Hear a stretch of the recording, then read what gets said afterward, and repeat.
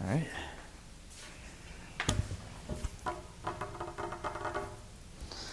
All right. So, what has it been? It's been like what?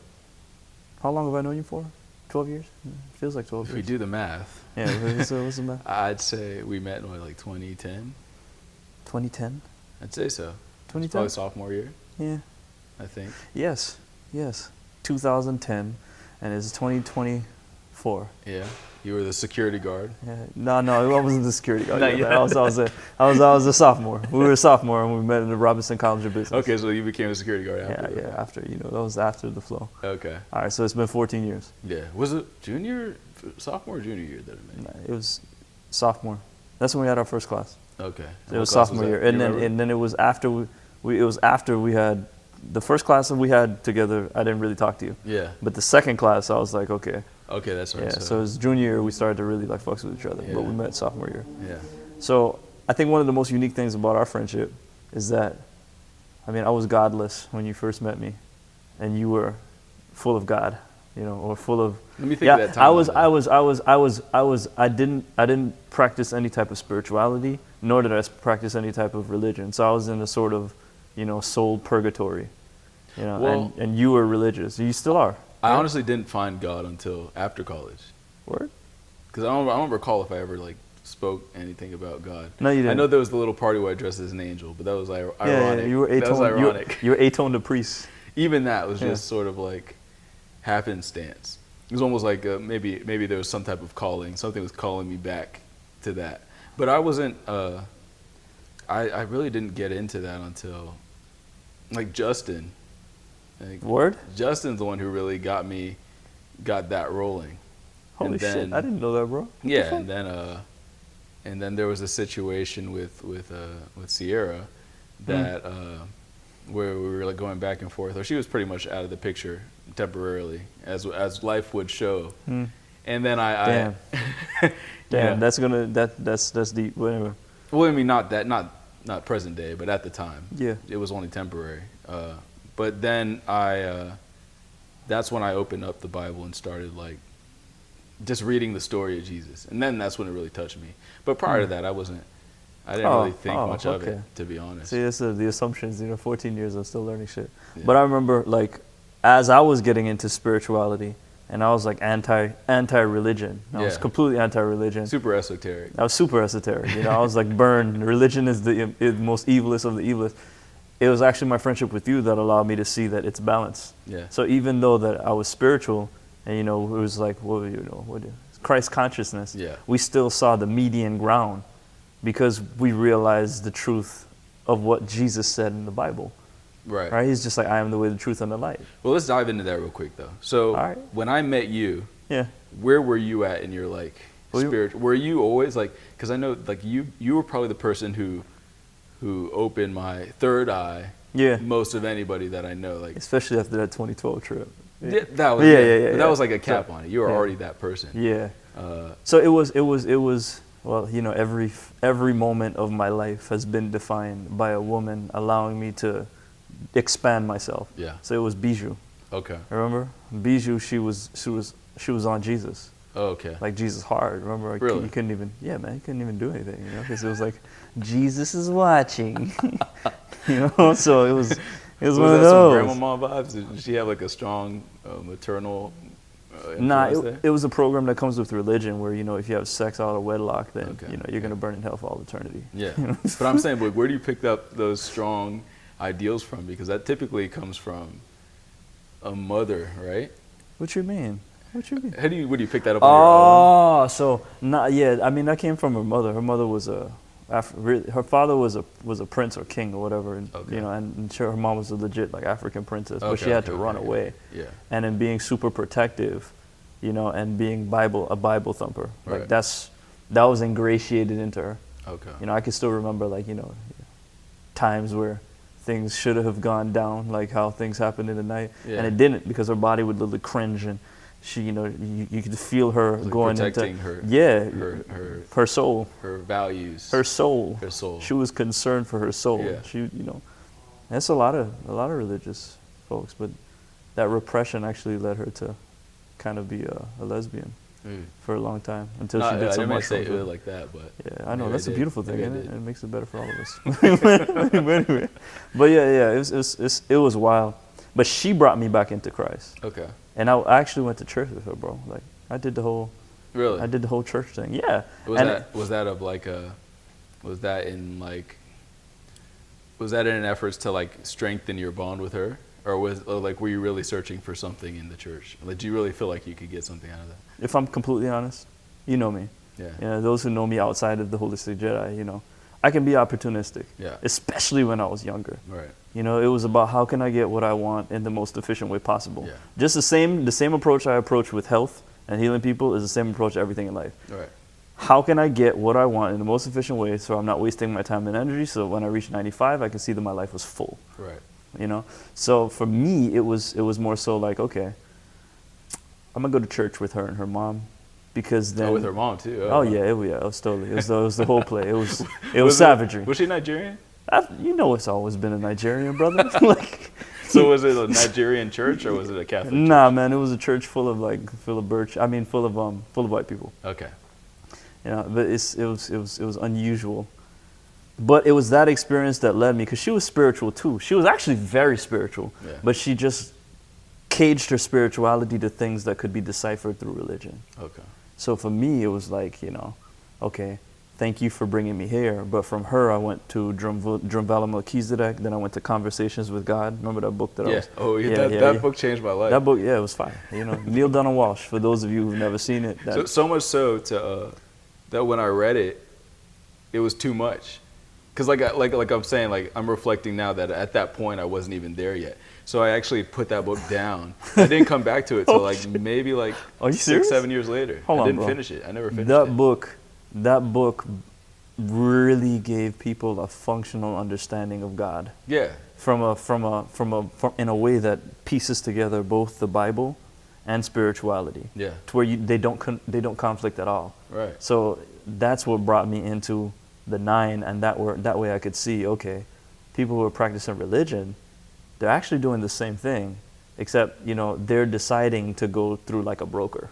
Well, what it sort of did was that it made it more practical, I guess, because I felt like a lot of people who follow religion blindly, they get like sort of like caught up in the dogma of everything and just like the repetitive nature. You know, actually, you know, if you read the Bible, it says you should sort of avoid like avoid the church. Not avoid the church. Church is when two churches people. are a different thing. Church is when two or more come together in the name of love. All right? Avoid ritual.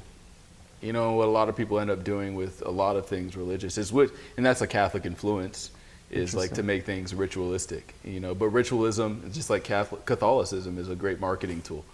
You're saying, I think when you say that, I think about the ritual of them not creating their own personal relationship with Christ through talking to Him through their heart, or however they do it, and instead they just supplement with going to church and letting somebody else interpret what it is that they should believe for themselves. Or praying without acting type things. Yeah. Or thinking that like God is all good. God isn't all good. God's everything. So. That's a very dangerous subject you just touched on. But if they read the book of Leviticus, then they're gonna see real quick that God was pretty savage. Like if you in what you'll find a lot, you know, we're sort of like getting into the religion deep dive, which might be off topic a little bit, but a lot of people, I won't say a lot of people, but generally what you'll find is that people who claim Christianity or all these other sects of Abrahamic religions don't actually read the books. No, they don't. But if you read the actual book as like an actual book, like you just said, like there's some vicious, like the God. There's some savage, vicious, barbaric shit in the Old Testament. You know, New Testament, they were like, "Yo, we gotta water this down a little bit. We gotta make it solid." Right. But everywhere you read in that Bible is like a perfect history book of what happened in the world. It literally shows you genetics, how we were able to live long and then break down, and then it goes into how you should view people. Like Romans 14. Like if you read Romans 14, like, it's talking about, you know, what people do or how people eat. I can't remember exactly, but it was like, you know, don't judge people for what it is that they choose to do. Yeah. Respect them and love them. Like if people just read Romans 14. Like, but that's another problem too. Is like Like a narcissist move is to take certain passages and like try to fit it in the use them box. to push your Yeah, agenda, to create division. which a lot of people do. It's division. Christians and non-Christians alike. That's to me is the biggest problem. The biggest problem is that everybody wants to be right because everybody's in their ego. Yeah. And the ego is afraid of being wrong. So in them wanting to be right and them imposing this fear of going to hell and burning for all eternity, everyone is literally divided. And it's like they miss the Old Testament. Well, what is God? God is love. Right. What is love? Life organically vibrating effortlessly. So if we're, yeah, man, it's flow. It's effortless. The Wiggles. Yeah, man. If when it rains, does it take effort for the plants to take the water up the root tips? No. It's an effortless process. Yeah. You know, after it rains, is it a process for the evaporation process? Nah, man. So if we just abide by that and we just learn to respect people and love people, then we can allow them to be exactly where they're at, practice whatever religion they're in, but we still have love for each other. Yeah. And if that happens, you know, that's what happens in the 60s and 70s. And they were like, hell no, we got to stop this. You know, everyone was taking DMT, mushrooms, and psilocybin, and they were like, what was it? Peace and love. Or turn off your mind. Exactly. And open your heart. Tune out and what is it? Something like that. Like, get out of your mind and get into your heart. Yeah. And if God is love, then where's love sourced? In your heart. Yeah. So for me, like that's part of the reason why I say the one love, like, because it's really, we're all in the same universe. You know, in order to live, we have a heartbeat. In order here, we have eardrum. You know, the word universe means one verse. Yeah. Like, you know, when we die, we want to die on a good note. Yeah. Like everything is music. You know, everything is one. Right, you want to die in the right vibration. Otherwise, some things can happen with your soul that maybe we can get into it another time. You create your own purgatory. Yeah, you know? exactly. I think the concept of heaven is, like, when we really get into it, if you listen to enough people that said they died and went to the other side. The NDEs, yeah. Yeah. And look, if y'all want to really like dive into some stuff that's scary, but hey, check out the NDEs. Like, that's some real stuff, near-death experiences, like, and they're all similar. It's not like some people are making up stuff because everybody has a similar story. But proceed, yeah. And I can tell you one from my aunt. She's like my aunt, but my grandparents were so old and they had children so young. She was like my grandmother, my auntie Marcela. She literally died in the hospital for 3 minutes. Like, she was dead. They pronounced her dead. And she continually told me the story. She was like, when she died, she was walking. And she saw two roads, right? She saw a path that was dark and a path that was light. And of course, programming, you go down the light. Yeah. And as she's going down to the light, she's seeing people crying and crying and crying and crying, like they were rejected. They're walking backwards and she's walking forwards, like they don't realize, like she don't realize. And then she gets a voice tells her it's not time yet. It's time to go back. It's time to go back. And they resuscitate her, and she's like, and Phil Valentine, you remember Phil Valentine, right? Remind me. He's like one of the forefathers of metaphysics and spirituality. Okay. Yeah. Like, he's one of the OGs back there with like Dr. Delbert Blair, and, initiated by, what's it? No, am I missing names? Damn, I'm missing names. I'm horrible with names. Me too. I can see faces. It's trippy. I gotta get my history right because it's a lineage. Yeah. Like, it went from the guy that's out of St. Thomas to like Marcus Garvey, W.E. Du Bois, and then they birthed people that kind of bridged the gap. We're thinking critically about life in general. Yeah. They just it's like a torch that was carried down. Essentially, during that time, there was people who would like basically write in a book everything they thought about life. Yeah, because we didn't have internet and shit at the time, so they had to put it in books to pass it down, and other people would. And people could agree or disagree. Exactly, and build on it. Mm-hmm. But what the hell was I saying? You were getting the story of the NDE of your relative. Yeah. Oh, and Dr. Phil Valentine, his wife, Dr. Nalani Valentine. Mind you, he's a top-tier practitioner. She's a top-tier practitioner. Yeah. Just recently, they just spoke about it on YouTube. She had leukemia so bad where 90% of her red blood cells were not carrying energy. They did both the chemotherapy and the holistic therapy at the same time. Because when diseases get to a certain point, you actually have to use medical intervention Right. to create a stabilization in the situation. Get too out of balance. Yeah, exactly. So they used the chemotherapy and the holistic therapy because of that. But it reached a point where she died. Like she was dead for a while. And she wrote a whole book about it, of course, they're super smart, so they're going to put a book about it and, monetize it. But she was talking about, the light and the dark. And she went towards the dark. So she came back. Exactly. Almost immediately. And Dr. Phil was like doing some induction where he was really trying to bring her back. It's like an absolutely ridiculous story. But this whole thing about the light path and the dark path, and people going into the light because that's what they're programmed, but not realizing they have to go into the darkness too. Right. Well, I guess colloquially, it sort of is understood, right? Because like when you say I'm going to the light, that typically means I'm dying, right? But it's like the cognitive dissonance is like when you're actually dead, like, and you think, oh man, I don't want to lose this life, and you would think like, let me go back to the light, right? And I think that's what gets people wrong. Yeah. I really believe people not knowing themselves and fearing death is absolutely ridiculous. Yeah. Because if we really know what it is to die and really know ourselves, it's pure fucking bliss, man. But what's interesting though is that most of the people who actually do die, they say that when they die, they're like, man, I don't ever want to go back. Exactly. Exactly. Like the things that make us feel bad are the things that we've experienced, that we've stored inside of our body. Yeah. The reason why each of us feel like when we were children, everything was so much better is because we didn't carry all that emotional baggage and trauma. Yeah. We didn't see 9/11. We didn't have the buildup that's been happening as more and more people are scrolling through their phones and they have less attention span and all this crap. We were able to take a breath and actually feel like it's getting to every cell in our body. Yeah. Just like how you feel like when we do a little microdose or something. Right. We're able to breathe easy.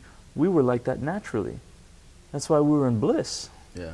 Yes, we had the perfect environment to support it because we didn't have shit to worry about. Right. We get to, goof off and have summer. Actually see some stars and stuff. Go out, see some stars, have a whole summertime to play Pokemon. Proper perspective. Come on, Actually have like the comfort of your family and not have to worry, not this anxiety of like, oh my God. Yeah. Like where are they going to be? This is why the children now are committing suicide like they're crazy because the whole family's like been sucked into dopamine cycles and they can't even be present. They don't even sit down and have dinner. Yeah. So like there's none of that. Right, because that's one thing I heard recently, that depression is characterized as like not seeing a future for yourself.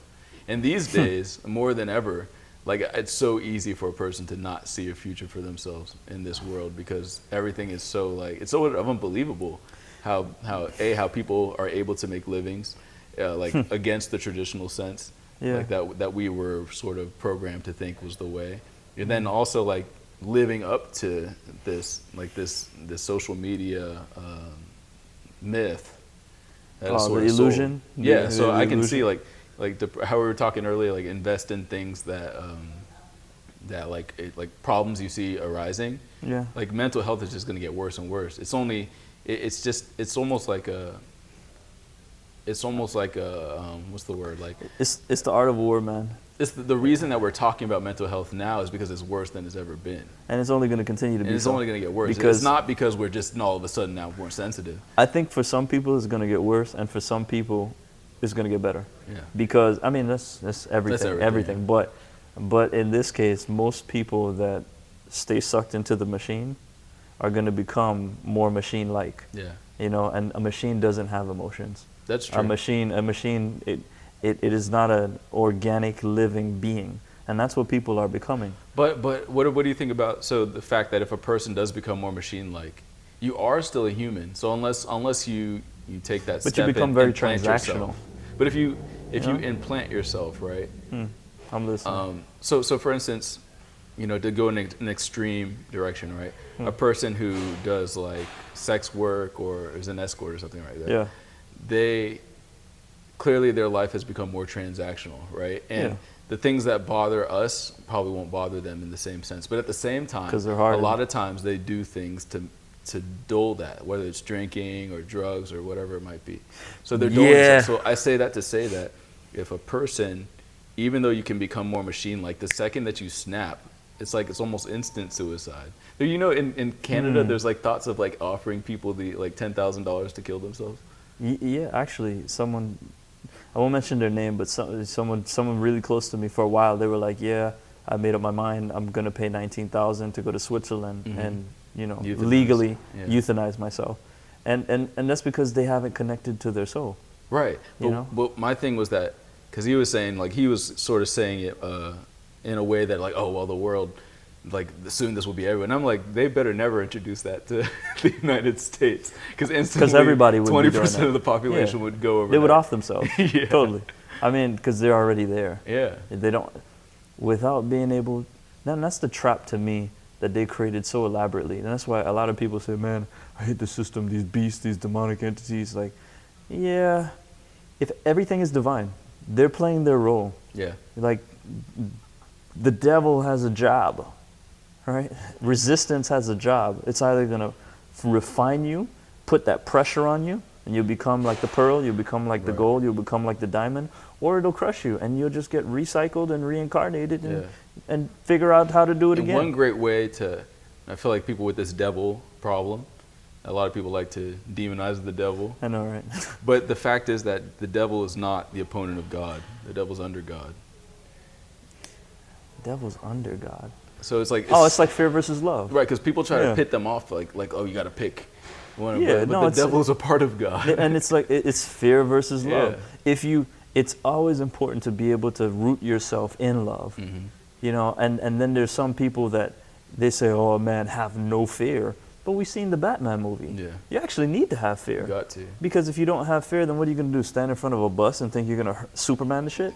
No, you have to have fear, because fear is a protective mechanism so that you don't kill yourself or off yourself before your time is up. Right, and I guess the saying is like, some people will say, I fear nothing but God, which encapsulates it essentially, but I don't know if they really understand what they're saying. Yeah, exactly. That's what the Bible says. The fear of the Lord is the beginning of understanding. Yeah. You know, and which is good, because that fear is healthy. You need to have it. But it can't take over. Just like everything, balance is important. Yeah, and then I think if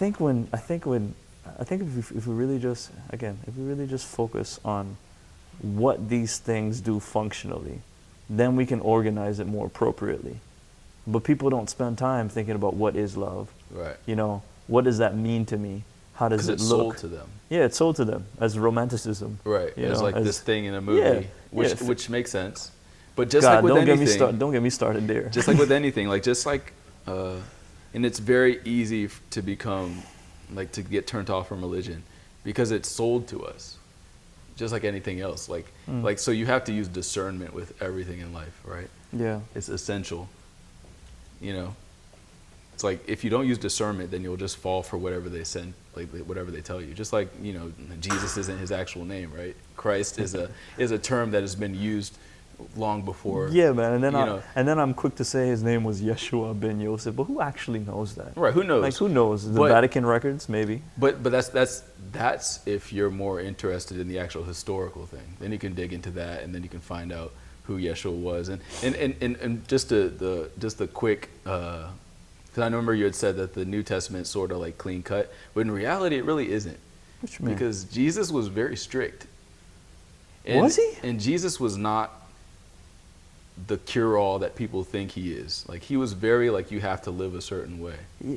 It wasn't until basically most people would not be able to live up to what he thought was an adequate way of living, even though it's like, okay, well, all is forgiven if I give, you know, which is, in a sense, that's true, right? Because that was what... All is forgiven when you forgive promise. yourself. That's the promise. But giving yourself to Jesus requires living a certain way.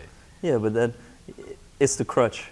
So, you know, I used to be in that category. You know, I went to Free Will Baptist Christian School from like 3 to 8th grade. So, you know, everyone would just pray, and then their sins are forgiven. But that doesn't allow you to make change. It allows you to use a crutch to actually enable some of the dumb shit that you do. And that's part of the reason why I threw away the concept of religion, because it was like, this is stupid. Right, it's too rigid. It's not. And life is not rigid. It's rigid, it's illogical, it's impractical, and it just makes you right. You know? And not only that, and not to say, like, you know, it is, It's like it's considered sacrilegious to go outside of what is written in the Bible, but we don't know what Jesus did for most of his life. It's all for an interpretation. We don't even need to know what he did for the majority of his life, until he started. Yeah. All we got to do is see how he lived. Exactly. That man was for truth. Yeah. He was for love. He saw people doing what they do in the church right now. He kicked over the table. He's like, yo, what the fuck are y'all doing here? Yo, get the fuck out of here. If Jesus was alive today, he would be like, don't go to church. Yeah. He was like, don't go to church. Go to the beach, plant a tree, hug each other, have dance. Well, he would take the water and make wine and get everybody tipsy. Right? He would heal people who needed healing. Totally. People who didn't, he just say like, you're not. Like one of my favorite things about his walk. He would literally be walking around healing people and have people, the healing of them would create the pattern interrupt to where then they would change their lives entirely. Right. And it's very hard to say what he would do today because we're at a completely different time, even though things are essentially the same. There's so much more distraction today, and who knows what it takes to reach people today. He knew what it took to reach the people of his time. Right? Shit. But at the same time, what's important to know is that he didn't reach the people of his time. He's remembered as basically no one followed. He had 13 followers. He was before his time. Yeah, and actually he was crucified for his beliefs. He wasn't even written into the history books until the people that had the money recognized that they could use his symbology in the Council of Nicaea to really control the population. And that's a whole other discussion as to what Jesus' true affiliation was in terms of religion. And right? That's a whole nother discussion. You know some real shit though? I'm beginning to see how like the divine intelligence has always sent people to anchor in that love and that lifestyle in whatever parts of the world. They're more Christ-like beings that carry that connection to love. The book. Remember the book Be Here Now, the one that you were reading the script of? Maharaji, he was one of those people. I've never met a person like that, but the way you would hear Ram Dass describe him about this overwhelming love, and he would know everything that's going on inside of him, and he would just cry and bawl in his presence. That's you're catching touches of heaven, like you're catching feelings of heaven. You're catching feelings of heaven, and it's literally liberating all of the things that have been internalized as pain inside of you. Yeah. Like beings like that come here as a saving grace, as a light in the darkness. And I think as things get more tense, beings like that are gonna come for the right people. And just like how it's already written in Revelations, predicted by Nostradamus and all these other seers that could bridge space and time and see into the future. Yeah, man. These people saw that, and so they said what? In the 1,000 years of pain, there are going to be people that get to live in paradise because they've created it for themselves. Yeah. And the entities that be, they're not going to mess with these people because they know it's part of the balance. Right. Just like how in the Matrix, the machines knew they still needed a stronghold of actual living human beings. That balance and dynamic is still always going to be here. Right. So we get the beautiful opportunity to choose. Right. We're here in the generation that takes the information that was sifted through the books and we put it to work so that we create the foundation of those communities so we can live in bliss and reincarnate. We're in a fortunate time. We're definitely in a time of information. But also being in a time of information creates a lot of uncertainty. So like if we focus on it's almost like and I still want to get back to my thing I was going to say about Jesus, but it's sort of basically in this time of information and uncertainty, it's like, but prior to that, when information wasn't so like discarded and regarded, like people, I know what you mean. I know. You know what I mean? People had more of a purpose. They were able to more effectively utilize the information. That was it. Right now, our attention, it's because of our attention. When our attention is split in 30 different ways, we can only put so much energy behind that. But when our goal was just provide for family, and that is what we had to do, that's what kept grandma and grandpa together. Right, and you're closer to what the Bible denotes when that's your mission. But we were closer to the real world. Yeah. We were in the real world. Right. We weren't sucked into this digital world that's controlled by algorithm that this has currency. Exactly. With 0, 1. We weren't world. thinking like that. Ones and zeros. No. So we actually had, I guess the better way to describe it is, we had more relationships with thing that has a natural vibration. Yes, yes. So like my grandfather, example, he was a fisherman. He would build houses. He would have his chicken coops. He would plant his cassava and potato and provision. Yeah. That level of integration with things that have a natural vibration keep us connected to everything, the earth, the sky, and then everything. just think, when you do things like that, think of all the amount of people, natural people, that you actually make their life better. Like, because I'm sure he wasn't just providing for his family, because if you have those resources, you're providing for your neighbor, your community. Exactly. So like when you actually improve those people's lives, you get that benefit. And that's what we're going to instill when we start to build the communities that we're going to build. Mm-hmm. It's a network of value where we provide these things that we need for each other. Right. Everybody talks about it, but then the same people that talk about it are telling you, buy cryptocurrency or, get in this. It's like, which can help with the fiat world. In the fiat world, it can help. If you want to somehow distinguish yourself by chance financially, these things can help. But just like we were saying about making the money belongs to the government, and God doesn't accept your money. But you have to that's live why both we have worlds. to create you have to live in both worlds. We have to, because the modicum of energy is money in our world. So we have to be able to be financially intelligent. If you don't live responsibly, like you're basically forsaking. Like if you don't follow the rules of the society you live in, you're basically forsaking God anyway. That's an interesting thing that you say. You're right. It's like the Buddhist monks that stay up there in the mountain, and they can't come down. Yeah. They come down and they're overwhelmed by people, or they can't even share love with people. They're disconnected. Yeah. So it's true. Like and that's what spiritual people do, and that's why I don't really associate myself with the spiritual community, because you get so caught up in being righteous, you forget to just be love. Like, oh, you eat meat, you shit eater. Like, bruh, like plants live too, guys. Like, bruh, like you're an idiot. You're being a devil. Look at the nasty energy you're casting divisive. People. Like, you think you're better than someone because one person decides to eat a dead animal, but you're eating the plant alive. The plant is literally going through pain. You're essentially contributing to... It's like sausage party. It's like at the end of the day, right? At the end of the day, there's like a tally. Like, how many people did you lower their vibration, and how many people did you raise it? Fact. And that's all it comes down to.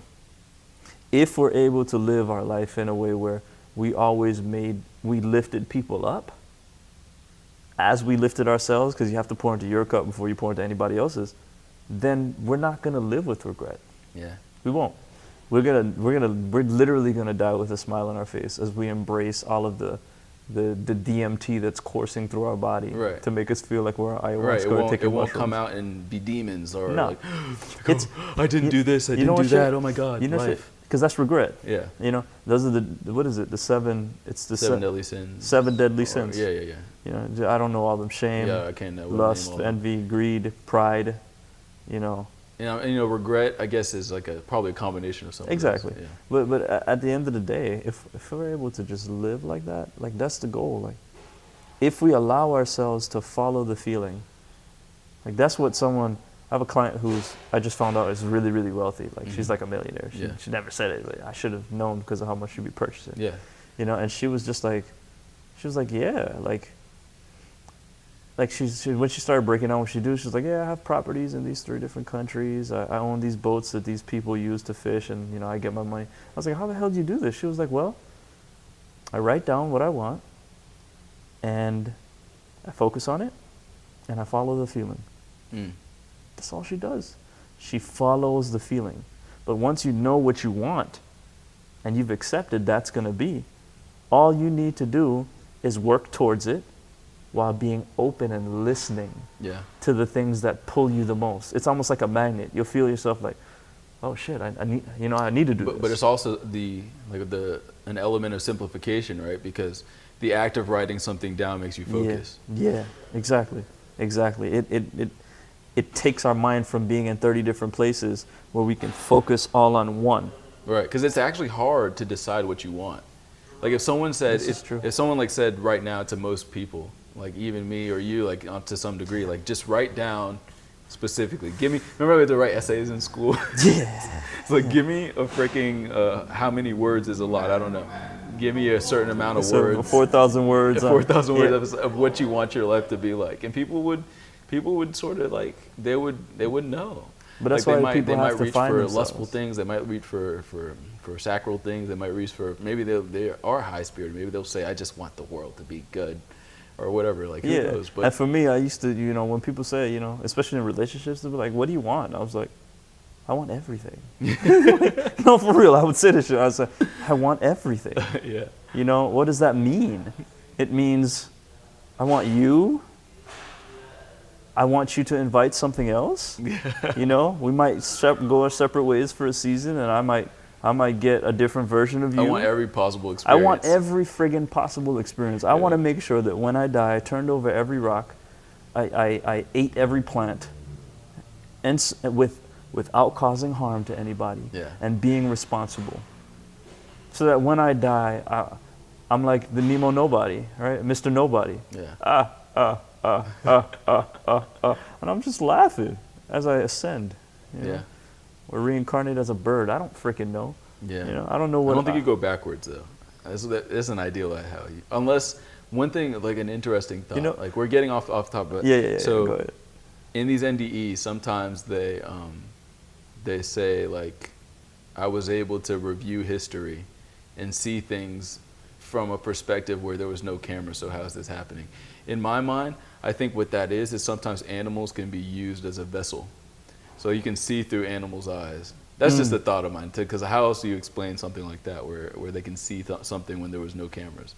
Like, eyes are clearly a portal to the other side. I think all eyes are a portal. Mm-hmm. And if you know how to connect with the frequency, then you can see through it. And I think they're timeless. I think you can always see, like when you pass, you can always see what someone saw through their eyes. You can tap into anybody's eyes. Absolutely, because time isn't linear. Because time isn't linear. No, exactly. all you have to do is assume the frequency. And like, I think I was looking at something from David Snyder, Mm-hmm. and he was like, no, it wasn't David Snyder, it was Ross Jeffries. And he was like, think about yourself on a roller coaster and see yourself on the roller coaster going up and down, and then he says, look through the eyes and experience it again. Which one is going to pull more of your senses and make you feel more real? The one where you're looking through the eyes. Yeah.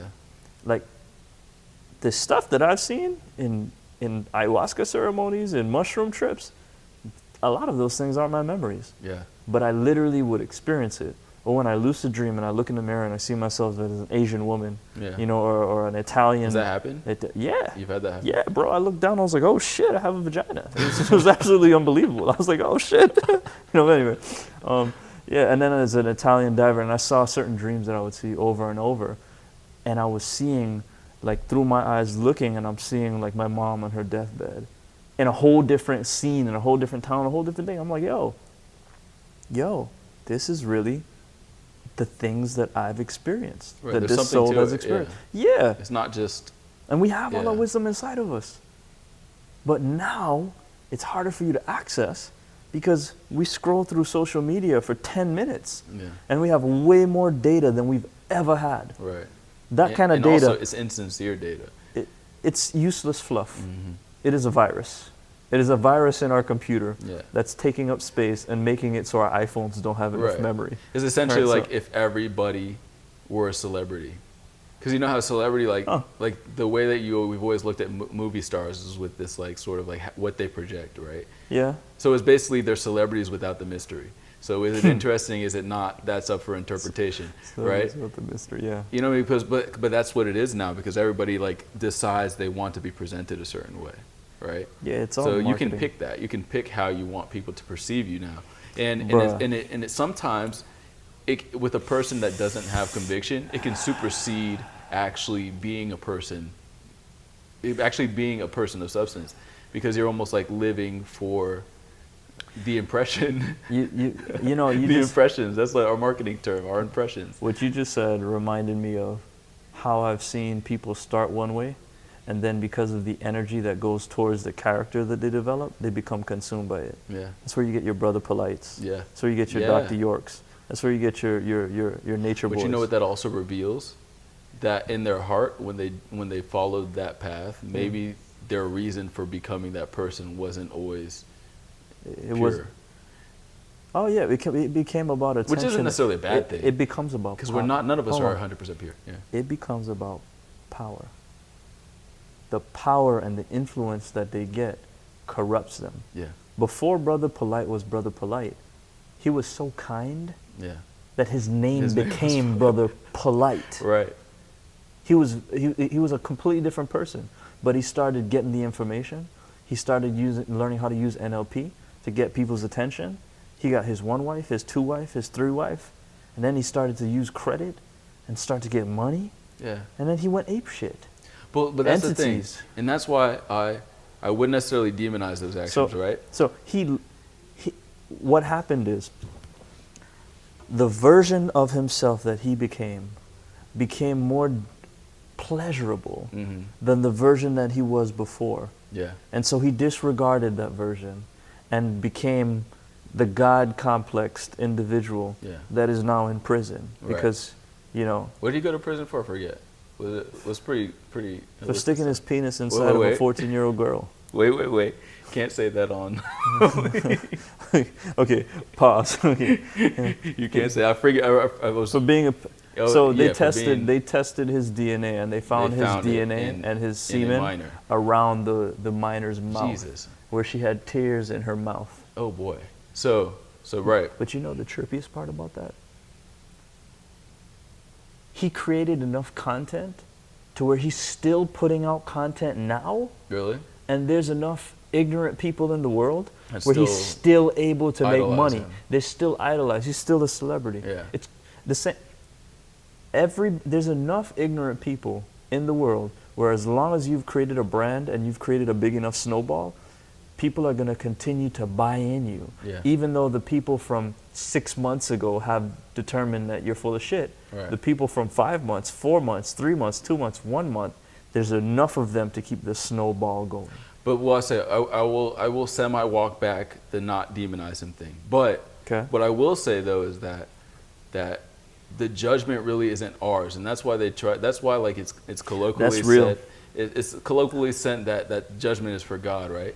Because Yeah. it's above us, right? Because you don't know, and I think Jim Carrey he said at one time where it's like he wished everybody could get a chance to be famous or successful or whatever, So they could see so it's they nothing. could see it's nothing Yeah. like what you think it is. And what I say that to say that everybody, like you said, oh, he was known for being polite. Yeah. Polite is a face you put on. Like sometimes you're forced to be nice And because you don't have any other options. You know what I mean? That's So true. if you put power in that person's hands, some people will go one way, some people will go the other. So, and that's why I sort of come back to like maybe in his heart he was never actually pure, right? But because you say me that, or but I you- think at the core, everyone starts off like a child. You know, they start off. But we're a not certain talking about being a child. No, We're talking but about we advance, we start off as with a clean slate, Mm-hmm. and I know that's why. I said what I said about Brother Polite, but I actually have sympathy Mm-hmm. because I know his pain points. Yeah. Growing up in poverty, looking really goofy, Right. Not that having leads to that kind of sinister Yeah, action yeah. to take people on that like you have complete power over. yeah. That's what leads to that. Yeah. You know what I mean? And But I bet you this. I bet you after his experience, he'll be a changed person. I don't know. I can't say that. I bet. I can't say that. I bet. When is he gonna get out? Is he ever getting out? 7 years. 7 years. That's bet not enough time. That's not enough time. I think it is. He needed more time. I think everybody has an It opportunity just at depends. redemption. It depends how. It depends. Like in the fact that you're saying that he's able to still be generating content, generating So income, it's still feeding that particular. contributes to my fact that he probably doesn't even think 100% he was wrong. Now that's a sticky subject, because when you start to take the humanity out of things and you strip them down to bare energy, then in a different country he wasn't committing a crime. Right. You I know, mean, in Georgia, he's only 2 years off. I mean, my grandfather was 21 years old. He eloped with my 14-year-old grandmother. Yeah. Back in 1920 or some crazy shit, 1930. So Yeah. the laws of the land determine what is legal and what is illegal. But that Is goes it back moral? goes back to what we just said, though. Like, if you're not just like God, how Jesus said, give to Rome what is theirs and give to God what is his. So pay your taxes. Yeah, we gotta abide by the law. If you live in this society and you choose to live here, you have to abide by the rules. Like, otherwise, you are taking things from other people. So you're in essence, by not. That's an interesting concept. Yeah, in essence, you are making something worse for someone else by not following the rules. So essentially, either you remove yourself from that, which you can do by going off the grid, Yeah. or you go to Utah or something like that and just. But I'm not. I definitely don't want to touch. I think for the hypersexualized, completely hormonally dysfunctional society that we live in, we need to do our best to protect our children. Oh yeah. We shouldn't, like right now in California, 24-year-old men can be in a sexual relationship with 14-year-old boys and it be illegal. I thought that in California it was like a strict 18. Legal. No, they changed that. Okay. Man Boy Lovers Association, which is a group of pedophiles that have been around for a very long time, they lobbied that shit. That's problematic. It's I can't, eventually, thank God, the tectonic plates will shift and California will just drift into the ocean, because that shit's need to happen. That shit is like Sodom and Gomorrah. Okay, so in that sense, right? At a time and that's why you see stories about civilizations perishing at the hands of God. You see civilizations perishing at the hands of God, right? Because they become like irreparable in their values and beliefs. Yeah, and obviously it's funny you that can't you say that. Yeah. For a while I've been saying that. I said, for some people, I say, well, you know what? I'm so grateful that there's a solution for you. That's called reincarnation. Yeah. So I'm gonna do my job to make sure that when you reincarnate, that you can have a better situation. Right. That's how I'm gonna love on you. Hopefully. I'm gonna love on you from a distance. But still, at the same time, it's almost like That's why we have to have the farms, because some people have to be cows, man. hopefully. I'm just playing. But I was gonna say but this. I'm dead serious. Hopefully, and that's why I'm saying, like, and then back to like the judgment really isn't ours, right? Yeah. Because if you say 50, 100 years from now, like, all this stuff that we think is morally corrupt is now the norm, which is where we're moving towards. Bro, right? But in reality, there's always resets. Things always correct. Things go one way and overcorrect. But my point to say is that if you are reincarnated in this time, that's your challenge. Yeah. You know what I mean? So yeah, it's like either way is going to be challenging. Yeah, that's your challenge. Either way. We are in an era that is extremely challenging in our perception, right? Because there is so much stimulus and there is so much chance for covetousness and like things that you don't want to let go of, right? This is the crazy part that I think about, because the human genome is changing, because our genes are changing. Mm-hmm. Like children are born, like 30 years ago, children would not be able to at 1 or 2 years old be picking up a phone and figuring out the whole phone. So. As things are changing, our hardware is changing. That's changing our communication. That's changing our sexuality. It might be even harder. Bro, look, in the last 30 years, we've literally gone from having traditional heterosexual relationships, and now there's 10 genders? Mm-hmm. But a 12-year-old child. There's evidence that these things have happened before. Yeah, it has, but. I mean, the nature of the game is control. Mm-hmm. And if we really look at what's happening, you know it's time for you to get your land, start being sustainable. Yeah. Because the people that live inside the concrete jungles, you're going to be a byproduct of your environment. That, and also just make better decisions. Yeah. And that's the main reason why I'd say that there is value in something like the Bible, because it instills like timeless tradition and value, you know, and a lot of people lack that, especially in this country. It's true. You know, to where like it's very individualistic here, so people don't necessarily, like you go to somewhere like England, or you go to a lot of mostly any country, they have a way that they are, and everybody sort of like is a shade of that. Here it's like free for all. Yeah. Nobody really you don't have to ascribe to any kind of way of being here. Like you don't have to have an accent, you don't have to be like certain values, you don't have to, like, as a matter of fact, you can, like, no one would even be able to tell I'm from Georgia. Like I was born and raised here and never lived anywhere else. Well, you know I'm water. I become my environment. That's what I'm saying. You can't even, you can't tell that I'm from the Virgin Islands, but then if I turn it on, then you can turn it on, right? I can turn it on. That's a human characteristic, like being able to fit in.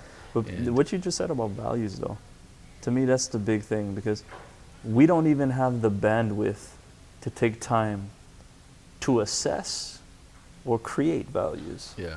And that's why everyone's been going freaking apeshit. Mm-hmm. They don't know who they are. They haven't framed their life, because where's the attention for it? Yeah. There's no community. And then shit, once you're in college, you know, college, they prep you to become a dopamine junkie. And then afterwards, you're just concerned about, unless you got family that has bread, you're literally, how do I make money? How do I make money? How do I make money? How do I make money? You know? Right, because there's no. And God forbid you didn't make it out of, you know, if you made it out of college without a baby and an STD, you're like, what, 30%? 30% of people that survive that? Right. So at least you have a little more time to try to figure it out. But I mean, one of the biggest pitfalls of current society is that the lack of community. Like which in societies where there is still more values, like if you go down South America and all that, there's still that aspect, and whatever it is that leads to that, whether it's religion or just like cultural values. But here is like, when you don't have a community, you instantly lose time. Because because like you said, if your parents have money, that's a good thing, but your parents are not a community, so you either have their house or you have the fucking streets, you know. So it's like you have support, but it's not a community, and they can't guide you in that way, because they're busy trying to keep their house themselves. That's bro, everywhere I go, like, that's part of the reason why I even came back to Georgia, because you travel and then you realize, they're people that are community oriented, but they're not necessarily your community. Yeah. They have their families still. Yep. So their community is their family. You know, anywhere you go, like, bro, that's why I came back here. And even here, everybody's so busy trying to do their business and make money, and getting from point A to point B is going to cost you 2 hours in the friggin' day. Like, where's the time going? Yeah. The time is going to the dollar. Yeah. Really. And not then, to your fellow man. And then as inflation goes up, your time dwindles. And so now everyone's in this loop. So for me, it's like, okay, you know, I'm not completely free to where I can go anywhere I want to go, do whatever I want to do. But it's like, well, how can I help people get to the point where they can create more time for themselves? Community, culture. To spend with themselves. Let me just get someone to take 10 breaths. Yeah. Because people don't even do that. Because think about the people who do that without like saying their names, because that always gets flagged. But there's certain communities, and some are of religious sects, that stick together. Yeah. And if you're a part of this group, you don't have to worry. Nah. You'll always be taken care of. And even if that means like we all live in the same house, and we have a family business, we all blah blah blah, and maybe you branch out off of that. Yeah. But that's not, at least with the white and the black paradigm. Yeah. Which is this country, which is the rock of this country. That's not there. And one thing was very interesting about that white and black paradigm. A lot of people try to like say, like, you know, whether they're negative or not about what black culture is. That was learned from white people.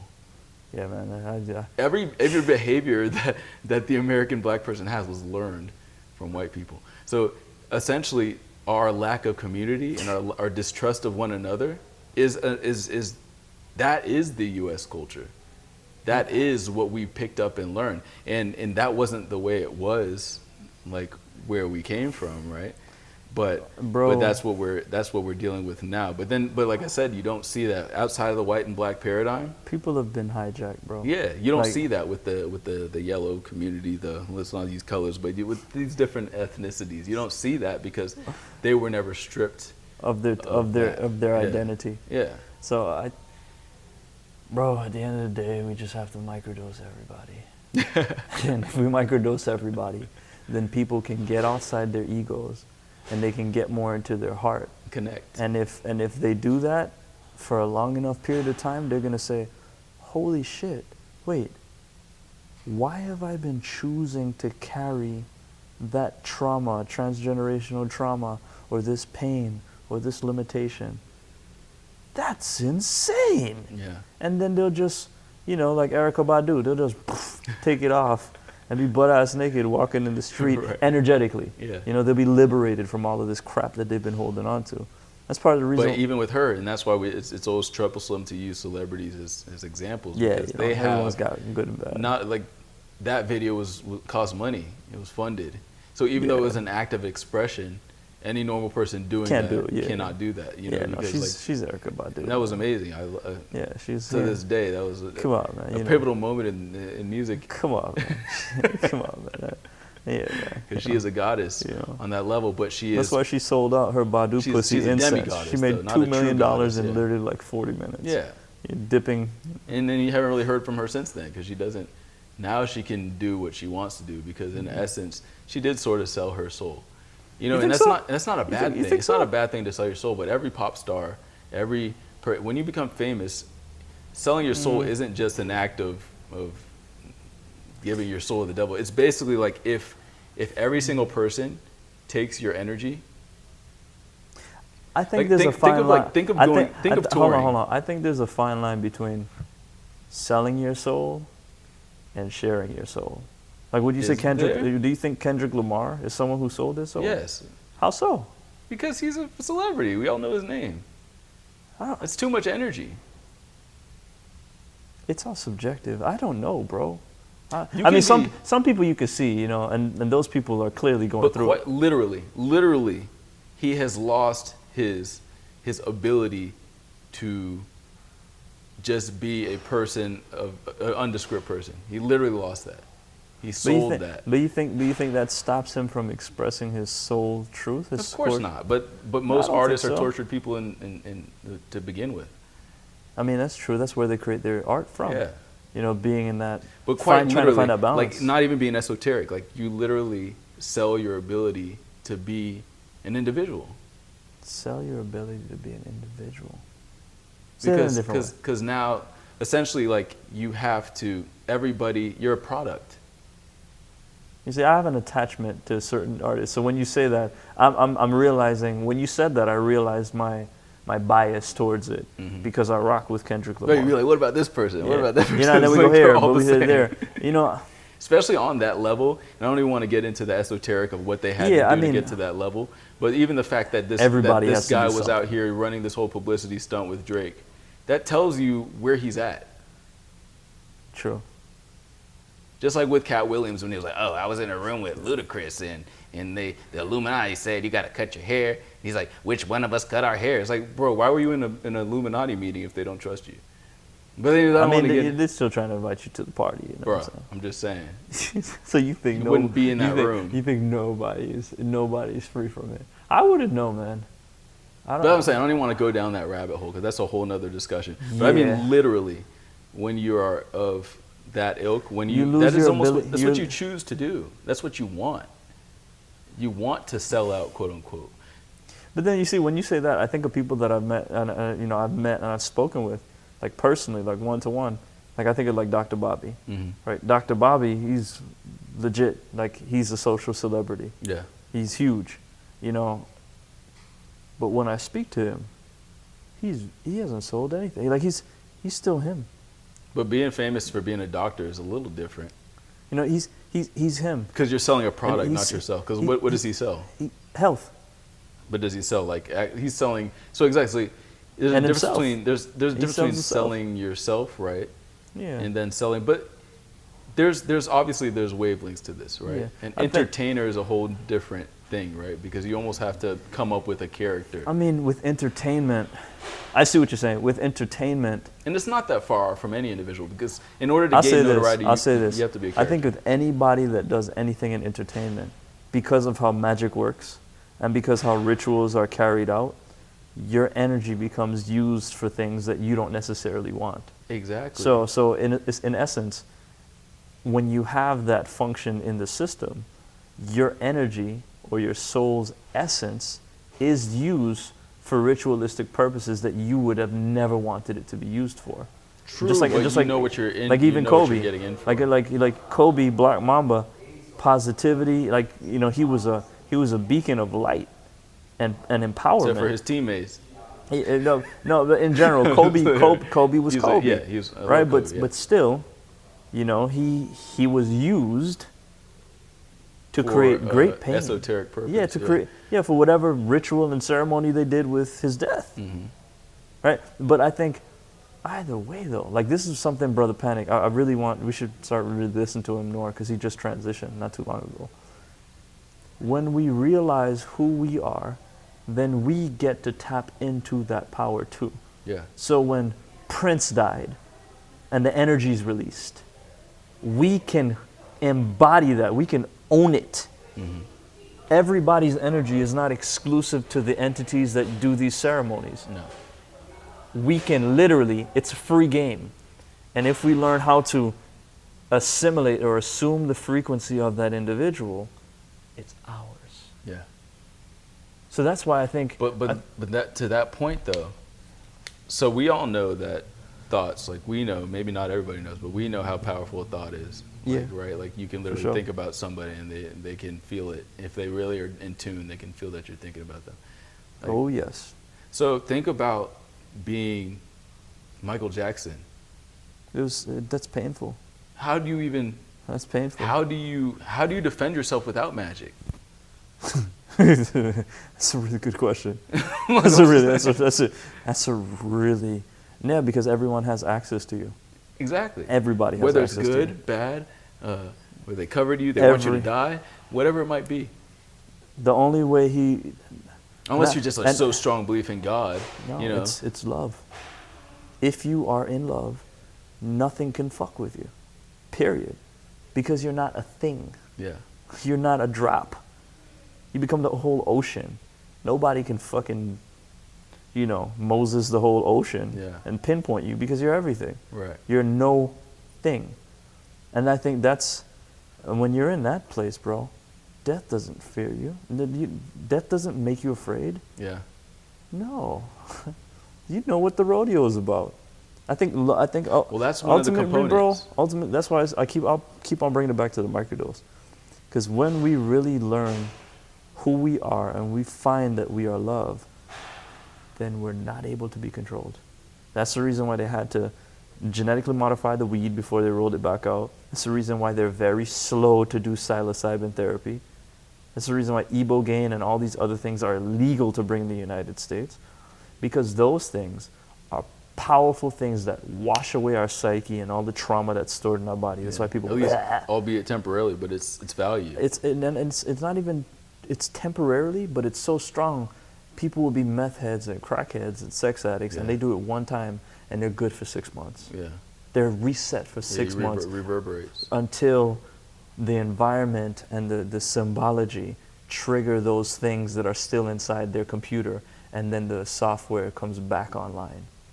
Right? So when we realize the power of that, like, bro, like, we are going to have to make investments in psilocybin therapy centers where we have medical doctors. But one important thing is those people, because I have definitely seen people lose themselves? On not mushrooms? just lose themselves, Like but Nani? not change. So it's like first of all, you have to know, like, it's deep, it's a psychosis. That's deep Like- now. You're mentioning something that's very deep. And this is going to be really controversial. And that's assuming they needed to change. This is going to be Yeah. really controversial, but it's true.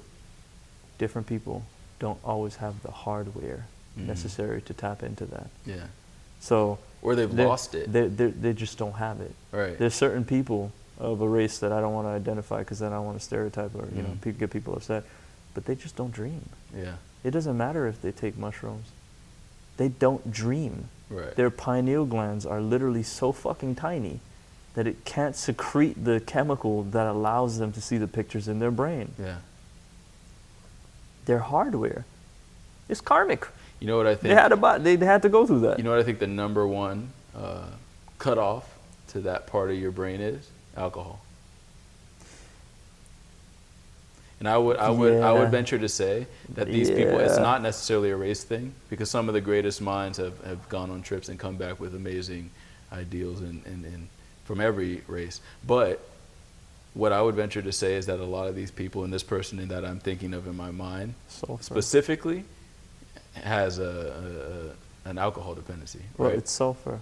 Right. So yeah. So when you say that, I'm saying chemically. And I say that to say that I'd almost say, I don't want to put a percentage on it, but a lot of Americans are functioning alcoholics.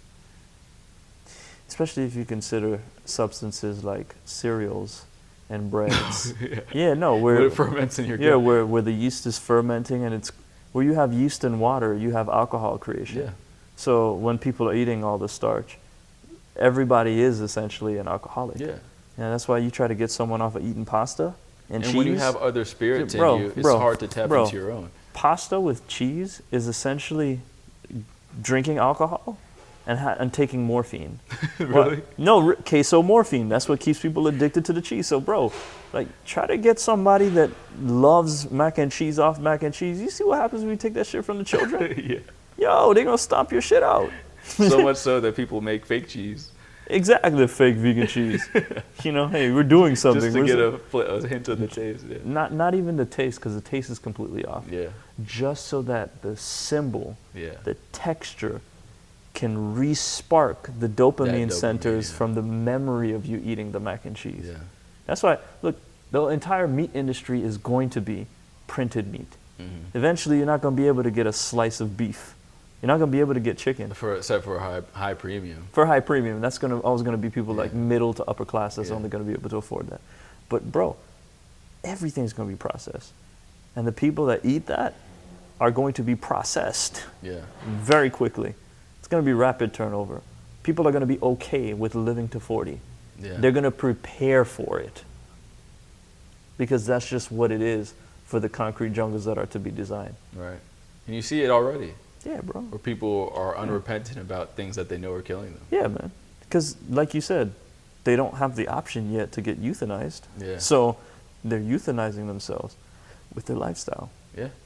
And so for people like that, like the hungry ghosts in the clubs, and, you know, not all of them, but some of the with bottles in their hands. Yeah, the miserable people right now that are seeing delectable, smooth, buttery butt cheeks in the strip club, like, you know, they're killing themselves softly. Right. It's a dopamine drip.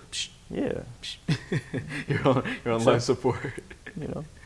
Depends on how you use it, you know. The energy can be useful if you repurpose it. Inspiration can be gained from anything. Yes, brother. And that's the problem, though. It's like definitely some people need to go and get some of that alkalizer water with the seltzer. Right. You know, sit back and be creative. The thing you were saying about not dreaming, you know, creativity, inspiration, dreaming, I feel like are all of the same page.